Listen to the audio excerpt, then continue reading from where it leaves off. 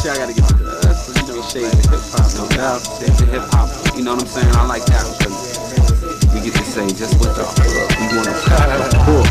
Underground raw. Said no cleaning it up. That's why I'm gonna give y'all the Peter Gunz like what? And Big Shaq like what? We call a new edition. Ronnie, Michael, Ricky, milk and juice and honey. This shit is getting sticky. Now today we are discussing a rapper, and I use that term loosely here, who went on to have a far more lucrative television career than a music one. With 5 baby mamas and twice as many children, the reality TV star has earned quite a name for himself due to his, fertility and cheating ways than due to the success of his projects. Today we'll be diving into the story of this charismatic troublemaker and exploring more where he came from than where he went. So let's get into the video. What up guys, Ali here and welcome to Ali Talks Music. Add me on Instagram at Ali Talks Music as well. And don't forget to subscribe and hit the notification bell. Now let's get into the video. The man was born in the late 60s in the Bronx, New York. Back then he was surprisingly private, but he rose to prominence in the mid-90s as part of a rap duo. Originally performing under the name Gunrunners, the other half of the duo was Sean Hamilton, who performed under the name Lord Tariq. Although performing mainly as a pair, they did actually have individual contracts, with Gunz signed to Shaquille O'Neal's label. Mine is very simple. Of course, my name, Peter Gunz, and 174 where I was born and raised, and I'm always gonna be there, of course. Right. And the flower, which represents my 2 flowers, Whitney and Corey. Those are my kids.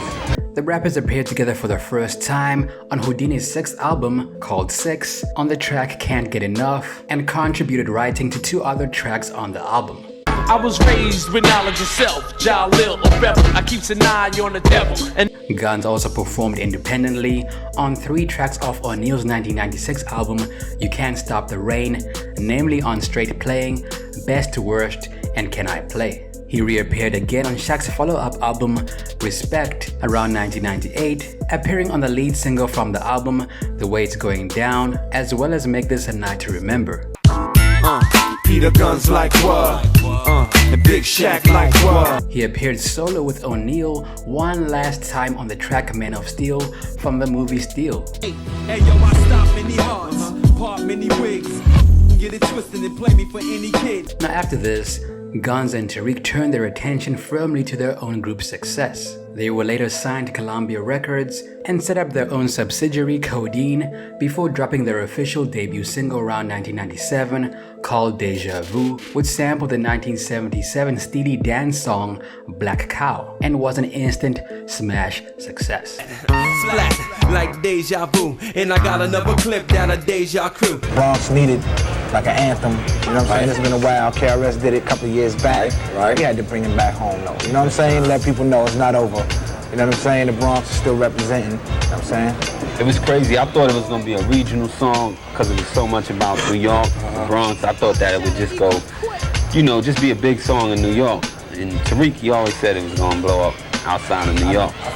But we were shopping deals for the song and everybody was fronting like, nah, it's too regional, it ain't gonna happen. So Tariq said, let's put some money up, press it up ourselves and see what happens. The party anthem climbed the charts quickly. Due to the sample used, the song was almost instantly recognizable and was used again by Shakira on her song Hips Don't Lie. Deja Vu was so successful that it went platinum and was followed around 1998 by the duo's debut album Make It Rain.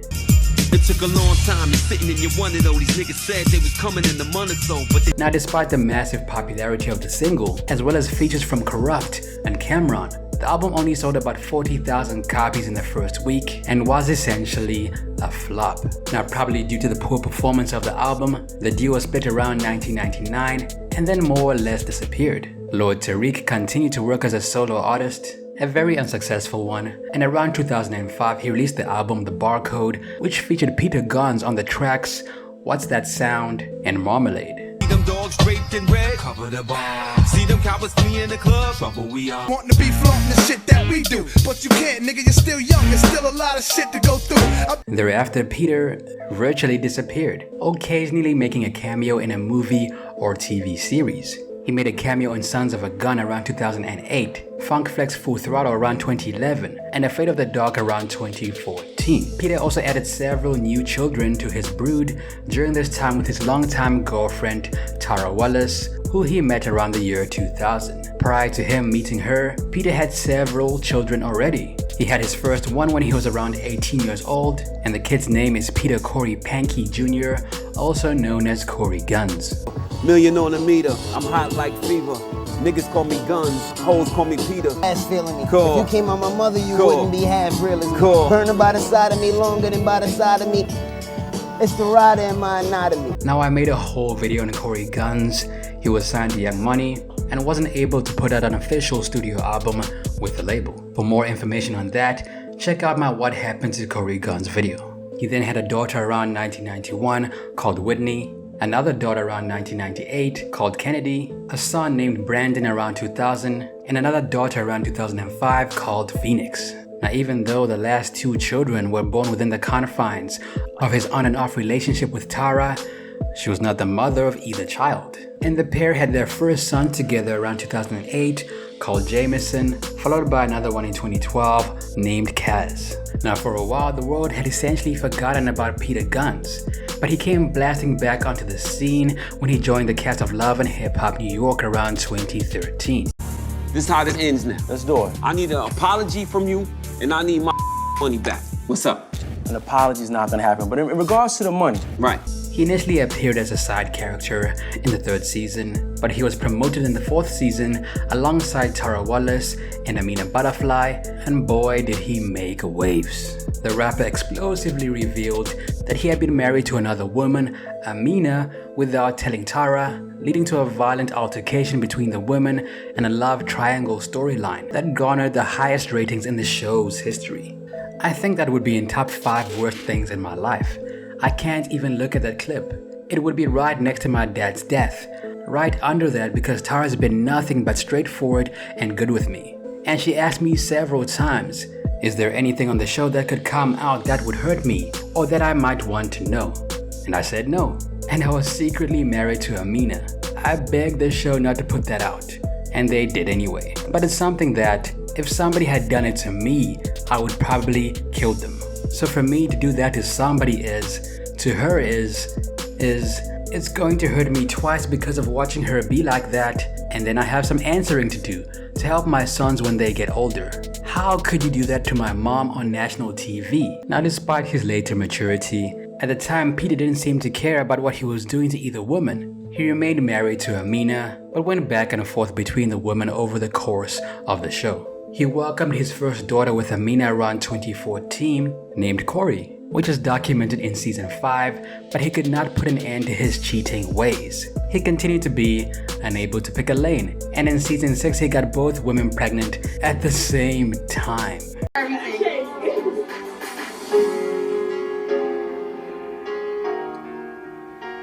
The more I think about the things I've done to the people in my life that I love, I realize the only way to fix this mess with Amina and Tara is to take responsibility. My daughter Whitney made me realize that it would be irresponsible for me to bring another child into this world. The 7th season documents him welcoming the children born 6 months apart, first Tara's son Gunner, and then his daughter Bronx with Amina. Now, this storyline created conflicting arguments in the fans of the show, and Gunz received a lot of hate at the time. He tried to prove that his family was a unified force around 2016 by posting an image of Amina holding Tara's latest baby Gunner and captioned it, "World Tour and Baby Gunner Bliss." He then got so much hate following the post that he posted the picture again the following day, this time with the caption, "Sad how people talk shit about a photo that Tara took. My kids will know and love one another as long as I'm alive. No matter how adults feel about one another, or me for that matter. Love is in the air, don't hate on it, embrace it. Good night, world." Following that, Peter got really in his feelings. Out of the 5 baby mamas he had, only Tara and Amina were well known to the public. The other children's moms were a mystery. Following the double post of Amina and Gunner, Peter started posting other pictures of his baby mamas, starting with a picture of Amina, Corey, Bronx, and a woman with the Instagram handle Miss Gina, whom he clarifies is the mother of his son Brandon. The next picture he posted was 4 of his children's mothers with their arms around each other, including Tara, Gina, Amina, and a woman tagged I am finding Farah. After he posted the image of the 4 moms, fans were quick to point out that Phoenix's mom was missing from the lineup, and a day later he posted a picture of himself with the last mother and their daughter. Now, following the storyline with conflicting pregnancies, both Tara and Amina were phased out of the show. They were demoted to supporting cast in season 7 and didn't return for season 8. Peter made several guest appearances in season 8 and 10, but the show was cancelled after the COVID-19 pandemic and obviously he did not return. Meanwhile, in 2017, Peter and Amina gave it one last try to repair their marriage, appearing together on Marriage Bootcamp. However, the attempt failed, and at the end of the season, Peter admitted that he was in love with both women and that he was not a monogamous person.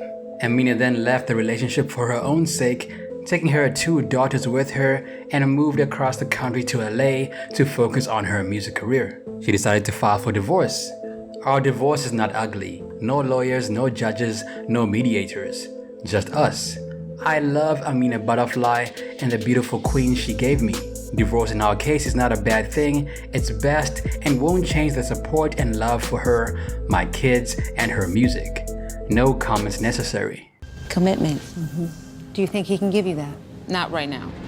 And yet you love. However, despite his mature words, Gunz remains both possessive and jealous of Amina and any man that tries to get into her car, and got into fierce comment battles with anyone he considers to be pursuing her. To give her what she wants. Nah. Where does Tara fit in all of this? I love Tara. And this is despite the fact that he cheated on her throughout their marriage. However, despite the messy and emotionally toxic relationship that Amina and Peter shared, she bears him no ill will and still considers him one of her favorite people. It's something that she can't explain. I've said this a few times in interviews. It's like, until you hang out with him for a day, you wouldn't understand his personality and everything else. He's just a great person and one of my favorite people I ever met. I still say that. But he's just not somebody that can be with one woman. He's not a good husband. Following the cancellation of Love and Hip Hop New York, Peter landed a new gig in 2020, this time, more ironically, as a host on the show Cheaters after the sad and unexpected death of the previous host. In Peter's own words, he was perfect for the role. I was a habitual cheater. I know all the lies, all the tricks of the trade. Who better to spot out things? I think that's part of what makes me a great choice for this. And rest in peace to Clark Gable, and no disrespect to Joey Greco. They're good. But I think it's time for a different swag, a different change. Epic episode of Cheaters. Please meet DeAndre Bradford, a man concerned with his lady's recent reservations. Musically, Peter Gunz isn't what he once was. He once tried to pursue a music career, but seems to be focused on reality TV and things of that nature as his life goes on. Today, Peter Gunz has 180k monthly listeners on Spotify, and his most listened to songs are Deja Vu, Daydreaming, which he recorded with Amina Butterfly on Love and Hip Hop, Cross Bronx Expressway, Streets to the Stage, and Next Level. That's it for me. It's your boy Ali. Video requests, I'm still taking those. Also add me on Instagram at Ali Talks Music. Till next time, peace.